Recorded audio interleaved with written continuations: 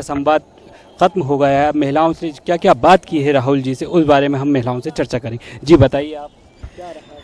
सबसे महत्वपूर्ण कि आज यहाँ पर पॉलिटिकल लोगों को स्पेस नहीं देके सारी सिविल सोसाइटी ऑर्गेनाइजेशंस को यहाँ पर जगह दी थी और मैनिफेस्टो में उन्होंने कोई पॉलिटिकल एजेंडा नहीं था। यही जानना चाहते थे महिलाओं और बच्चों का विकास कैसे किया जाए, जिसमें बहुत बढ़ चढ़ के रिजर्वेशन की बात हुई है।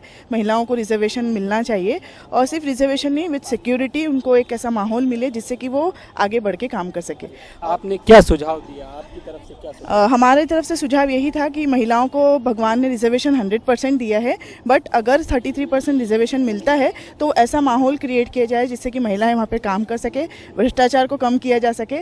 महिलाएं इसलिए पीछे रह रही है क्योंकि भ्रष्टाचार बहुत ज़्यादा है, उसको कम करने के लिए मैनिफेस्टो में आपको बहुत स्ट्रॉन्ग स्टेप उठाने पड़ेंगे।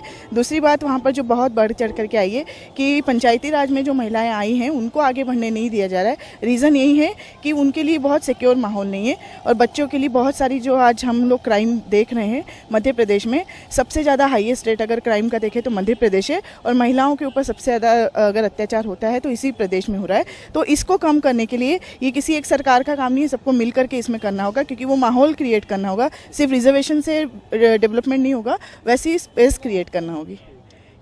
अब मैं एक और महिला से बात करना चाहूँगी। जी बताइए, आप कहाँ से आई? मैं दिल्ली से आई हूँ और मैं पॉलिटिकल पार्टी से नहीं बिलोंग करती हूँ। मैं सोशल वर्क करती हूँ, अपने आप ही अंडर प्रिविलेज बच्चों को मैं फ्री में एजुकेट करती हूँ दिल्ली में। तो आप बताएं, आपने महिला संवाद में क्या अपनी सुझाव दिए और क्या कहा?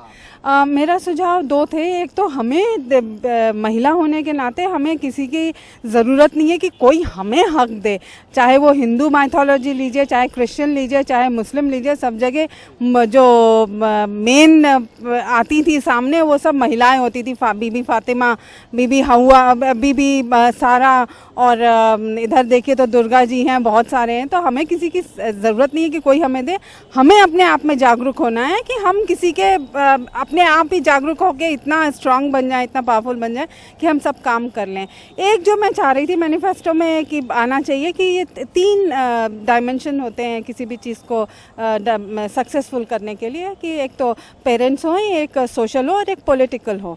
तो पॉलिटिकल और सोशल तो काम करते हैं, अब पेरेंट्स को भी जागरूक होना चाहिए कि वो भी अगर महिलाओं की सुरक्षा की बात करें तो सबसे पहले माँ को सिखाना चाहिए, बेटियों को ही नहीं बेटों को भी, कि क्या होती है एक फिज़िकल सुरक्षा, एक इज्जत क्या चीज़ होती है, और वो जानना घर से ही शुरू हो सकता है और माँ की गोद से ही शुरू हो सकता है। अब आप देख सकते हैं कि महिलाओं ने अपने अपने सुझाव दे दिए, अब इसको अमली जामा पहनाना राहुल जी का काम है। कैमरामैन अफजल खान के साथ सनाउल्लाह खान, फाइन न्यूज़ भोपाल।